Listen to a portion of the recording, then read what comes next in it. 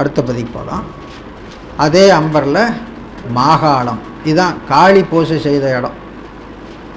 Amphan அம்பராசுரன் அப்படிங்கிறவர்களை வதைத்த பின்னர் சிவபெருமானை பூஜை பண்ணியிருக்கிறார்.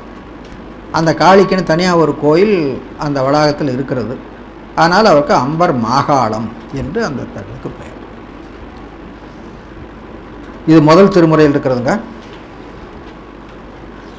அடையார்புறம் மூன்றும், அடையார் என்ற பகைவர்கள் அர்த்தம். அனல்வாய் விழ எய்து மடையார் புனல் அம்பர் மாகாளம் மேவிய. மடையார் புனல், மடை என்பது தண்ணீர் செல்லுகின்ற வாய், அது மடையார் புனல் அம்பர் மாகாளம் மேவிய விடையார் கொடி எந்தை வெள்ளைப்பிறை சூடும் சடையான் கடல் ஏத்த சாரா வினைதான். சிவபெருமான் வழிபட்டால் என்ன பயன் கேட்டால் வினை சாராது. தேனார் மதமத்தம், ஊமத்தை தேனார் மத்தம் மதமத்தம் தனித்தனியாக கூட்டிக் கொள்வோம்.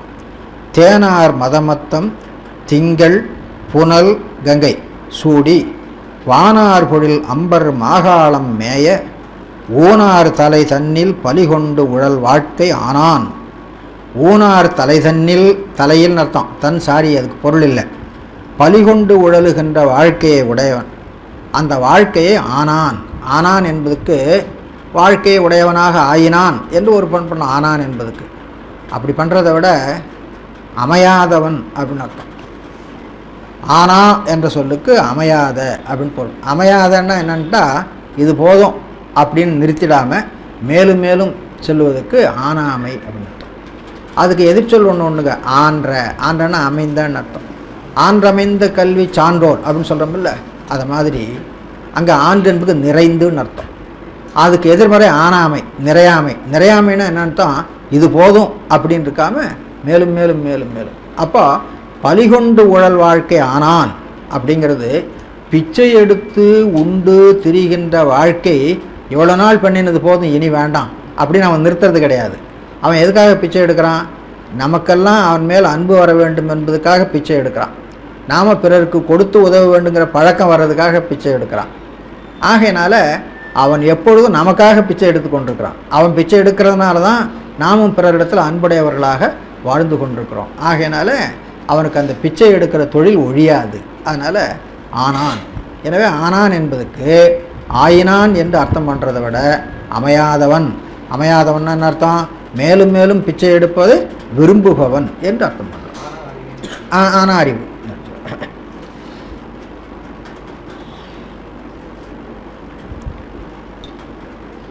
ஆனா புலமை அகத்தியன், ஒல்கா பெரும்புகள் தொல்காப்பியன் அப்படின்னு பழைய ஆசிரியர்களுக்கெல்லாம் அடைமொழி போடுறது உண்டு. அதில் ஆனா என்பது மேலும் மேலும் வளர்கின்றன அர்த்தம்.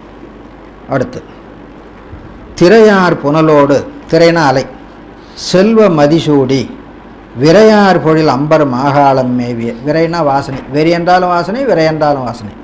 விரையார் பொழில் அம்பர் மாகாளம் மேய நரையார் விடையோறும், நரைனா வெண்மைன்னு அர்த்தம், நரையார் விடையோறும் நம்பான். நம்பன் என்பது நம்பான் என நீண்டோர். கடல் நாளும் உரையாதவர்கள் மேல் ஒழியா ஊனமே. இந்த தொடர் நல்ல ஞாபகம் வச்சுக்கணும். இறைவனுடைய திருவடியை புகழ்ந்து பேசாதவர்களுக்கு ஊனம் ஒழியாது அப்படின்னு சொல்லி. ஊனம் அப்படின்னு சொன்னால் குறைபாடுன்னு அர்த்தம். குறைபாடு என்பது இந்த இடத்துல இந்த உடம்பில் இருக்கிற ஊனத்தையெல்லாம் கருதி சொல்கிறது இல்லைங்க. ஊனம் என்பது ஆன்ம அறிவை உணர்த்துகிறது. ஆன்ம அறிவுக்கு குறை அறிவுன்னு பேர். சிற்றறிவுன்னு நாம் சொல்கிறோம். அதாவது ஊனக்கண் அப்படின்னு வருது பாருங்கள், அதே தானுங்க. அப்போது சிவபரம்பொருளை நாளும் வழிபடுபவர்களுடைய ஆன்ம அறிவில் இருக்கிற குற்றம் நீங்கி சிவத்துவம் அங்கே விளங்கும். அப்படி வழிபடாதவர்களுக்கு குற்றம் நீங்காது. எனவே அது எப்பவும் ஊனமாகவே இருக்கும். அப்போ ஆன்ம அறிவு குறை அறிவு. அந்த குறை அறிவு ஆணவமல சம்பந்தம் காரணமாக ஆயிற்று. ஆணவமல சம்பந்தம் நீக்கம் பெற்று திருவருள் சம்பந்தம் பெற்றால் அது நிறை அறிவாக ஆகும். அப்போ சிவத்தை போல இவனுக்கும் வியாபக ஞானம் உண்டு. வியாபக ஞானம் உண்டு என்றாலும் சிவத்தை என்று வேறொன்றை அறிய மாட்டான் அப்படின்னு திருவருட்பயனில் சொல்லி வச்சிருக்குது. ஆகையினால இந்த தொடரில் அந்த சாஸ்திரம்தான் சொல்லி இருக்குது என்று கருத வேண்டும். இப்போ திருமுறைகளை சாதாரணமாக இலக்கிய நோக்கில் உரை பண்ணுற பொழுது கடல் நாளும் உரையாதவர் மேல் ஒழியா ஊனமே. இறைவனுடைய திருவடியை நாள்தோறும் புகழ்ந்து சொல்லாதவர்களிடத்தில் குற்றம் நீங்காது. ஊனம்னா குற்றம், அல்லது உடம்பின் கண்ணை இருக்கின்ற ஊனம், எதையாவது ஒரு அர்த்தத்தை பண்ணிவிடுவாங்க. ஆமாம், நான் சாஸ்திரம் படிச்சுட்டு அர்த்தம் பண்ணுற பொழுது கடல், கடலாவது திருவடி, திருவடியாவது ஞானம், நாளும் உரைத்தலாவது சிவஞானத்தை நாள்தோறும் புகழ்ந்து பேசி விரும்பி கொண்டிருத்தல். அப்படி விரும்பி கொண்டிருக்கிறவர்களுக்கு ஆன்ம அறிவில் இருக்கின்ற குறை நீங்கி வியாபகத்தன்மை உண்டாகும். உரையாதவர்களுக்கு ஆன்ம அறிவில் இருக்கிற குறை நீங்காது என்று அர்த்தம் பண்ண வேண்டும். இதுதானுங்க சைவ சித்தாந்தம் படிச்சுட்டு திருமுறைக்கு அர்த்தம் பண்ணுறதுக்கும், சாதாரணமாக இலக்கிய இலக்கணங்கள் அகராதிகள் படிச்சுட்டு திருமுறைகளுக்கு அர்த்தம் பண்ணுறதுக்கு உள்ளான வித்தியாசம். அந்த வேறுபாடு தெரிந்து கொள்ளுங்கள். ஏறக்குறைய நாமெல்லாம் சைவ சித்தாந்தம் படித்த கூட்டத்தில் போயிட்டுருக்கிறோமாகனால இந்த மாதிரி சிந்தனையில் தான் நாம் திருமுறைகளை பார்க்க வேண்டும். அதனால் இது ரொம்ப அருமையான தொடர், நல்லா ஞாபகம் வச்சுங்க. கடல் நாளும் உரையாதவர்கள் மேல் ஒழியா ஊனமே. கடல் என்பது திருவடி, திருவடியாவது திருவருள் ஞானம். நாளும் உரைத்தலாவது நாள்தோறும் அதனை புகழ்ந்து பேசுவது. அதனை புகழ்ந்து பேசுவதனாலே அதுக்கு நமக்கும் ஒரு சம்பந்தம் ஏற்படும், இல்லைன்னா சம்பந்தம் ஏற்படாது. எந்த பொருளோடு நமக்கு சம்பந்தம் வேண்டும்னு நினைக்கிறோமோ அந்த பொருளை பற்றி நாம் உயர்வாக நினைக்க வேண்டும்.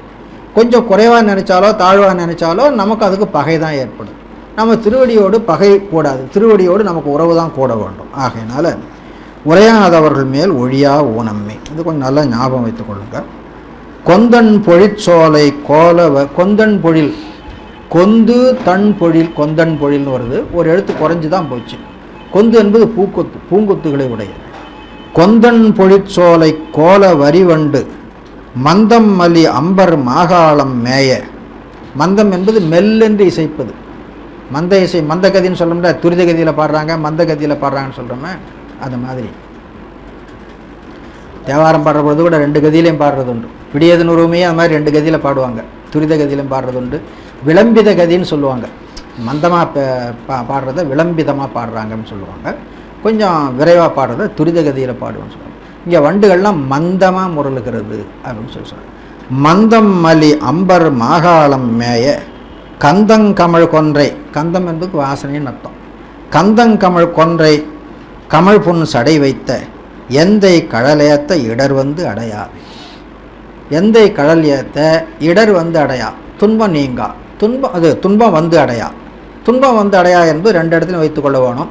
உலகிலேயும் துன்பங்கள் வராது, பிறவி துன்பமும் வராது, வினை துன்பம் வராது அப்படின்னு வச்சுக்கோங்க.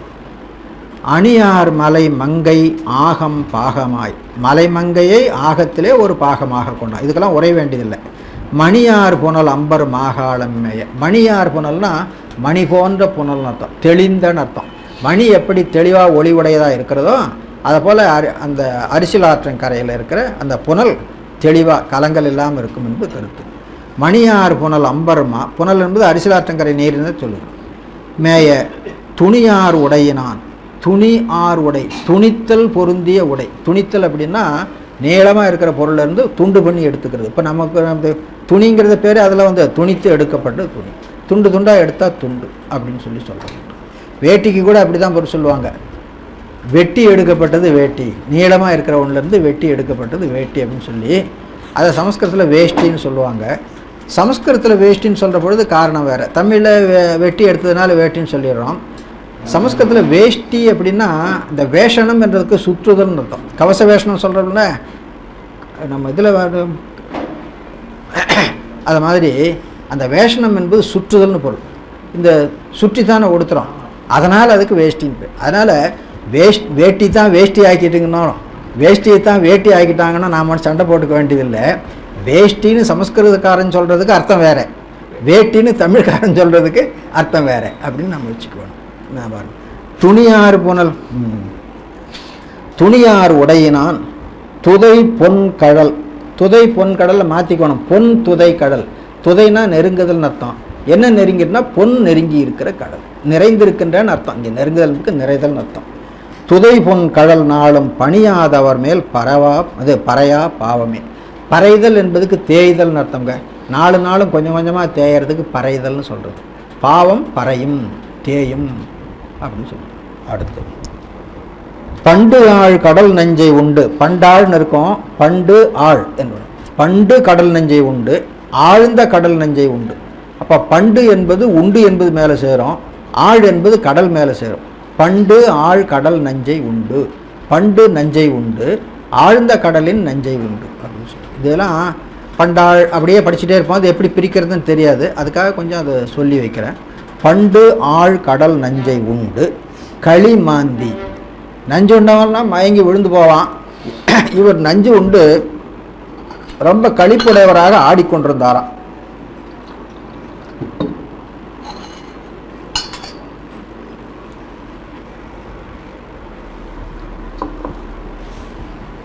களி மாந்தி, மாந்துதல்னா உண்ணுதல்னு அர்த்தம். நஞ்சு உண்டதுனால களிப்பையும் மிக அதிகமாக உண்டவராக ஆனார். களி மாந்தி வண்டு ஆறு பொழில் அம்பர் மாகாளம் மேய விண்டார் புறம் மேவ. விண்டார்னா பகைவர்கள்னு அர்த்தம், சேர்ந்து இல்லாதவர்கள்னு அர்த்தம். விழுதல் என்பது பிரிந்து போதல்னு அர்த்தம் இல்லையா, அதனால் விண்டார். பகைவர் என்பதுக்கு அதுதான் அர்த்தங்க. பகு என்ற சொல்லுக்கு பிளவுன்னு அர்த்தம். சேர்ந்து இருக்கிறத விட்டுட்டு பகுந்து பிளவுபட்டு போனால் அவங்களுக்கு பகைவர் அப்படின்னு பேர். விண்டார் புறம் வேவ மேறு சிலையாக கொண்டான் கடல் ஏத்த குறுகா குற்றமே. மிளிரும் அறவோடு வெள்ளைப்பிறை சூடி வளரும் பொழில் அம்பர் மாகாளம் மேய கிளறுஞ்சடை அண்ணல் கேடில் கடல் ஏத்த தளரும் உருநோய்கள் சாரும் தவம் தானே. கடல் ஏற்றினால் தவம் சாரும், தவம் சார்ந்தால் நோய்கள் தளரும். நோய்கள் என்பது மலம்.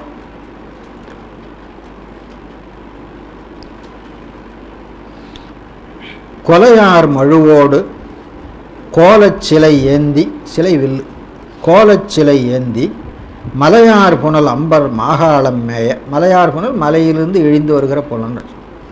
இளையார் திரிசூலப்படையான், சூலத்தினுடைய வடிவம் இலை போல் இருக்கும், அதனால் இளையார் திரிசூலப்படையான் கடல் நாளும் நிலையா நினைவார் மேல் நில்லா வினைதானே. சிறையார் வரிவண்டு, சிறை என்பது வண்டினுடைய சிறகை குறிக்கிறது, வரி என்பது வண்டின் மேலே இருக்கிற கோடு புள்ளி இவற்றை குறிக்கிறது. சிறையார் வரிவண்டு தேன் உண்டு இசைபாட மறையார் நிறை அம்பர் மாகாளம் மேய. மறையார், மறையவர் என்பது மறையார் நன்றது. மறையார் நிறை அம்பர் மாகாளம் மேய நரையார் மலரானும் மாலும் காண்பொன்னா. நரையார் மலர் தேன் நிறைந்த மலர் அர்த்தம், நரை என்றதுக்கு தேன் அர்த்தம். நரையார் மலரானும் மாலும் காண்பொன்னா இறையான் கடல் ஏத்த எய்தும் இன்பமே. மாசூர் வடிவினார், வடிவினார்னு வர வேணுங்க, ஓசைக்காக ஒரு இன்னு அதிகமாக வருது. அந்த வார்த்தையில் இன்னு கிடையாது, இன்னு இல்லாத இடத்துலையும் கூட இன்னு சேர்த்து கொள்ளலாம். இது ஓசைக்காக செய்கிறது. இதுவே இயற்றமிழ் செய்யுள்ள வருமானா ஒற்றில் வழி ஒற்று வந்து அப்படின்னு சொல்லிடுவாங்க. ஒற்று இல்லாத இடத்துலையும் கூட ஒரு ஒற்று உண்டாக்கி கொள்ளலாம் தலைக்காக. அப்படி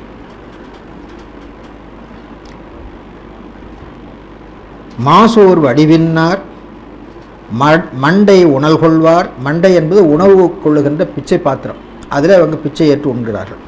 மாசூர் வடிவினார் அப்படிங்கிறது இவர்களுடையது, சமணரது. மண்டை உணல் கொள்வார் அப்படிங்கிறது பௌத்தரது.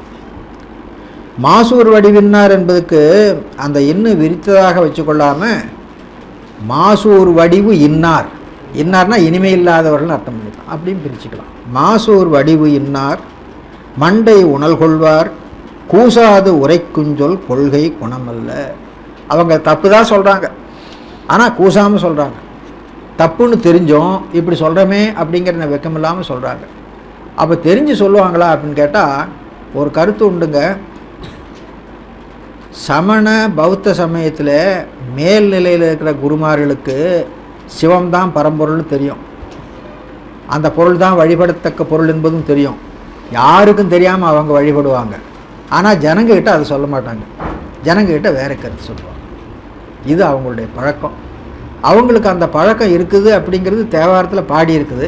நீங்கள் நாளைக்கு போய் வழிபட போகிறீங்களா திருவக்கரை ஸ்தலம், அந்த திருவக்கரை தலத்தில் அந்த பாட்டு இருக்குது. சமன் பாட்டு வரும் இல்லைங்களா, அந்த பாட்டில் அதுதான் இருக்குது. கூசாது உரைக்குஞ்சொல் கொள்கை குணமல்ல வாசார் பொழில் அம்பர் மாகாளம் மேய ஈசா என்பார்கட்கு இல்லை இடர்தானே. வெறிநீர் கொள ஓங்கும் வேணுபுறந்தன்னுள் தருமாமரை ஞான சம்பந்தன சேனார் பெருமான்மலி அம்பர் மாகாளம் பேணி உருகா உரை செய்வார். ஞான சம்பந்தன உரை, அந்த உரையை உருகி பாட வேண்டும். உருகா உரை செய்வார் உயர்வான் அடைவாரி.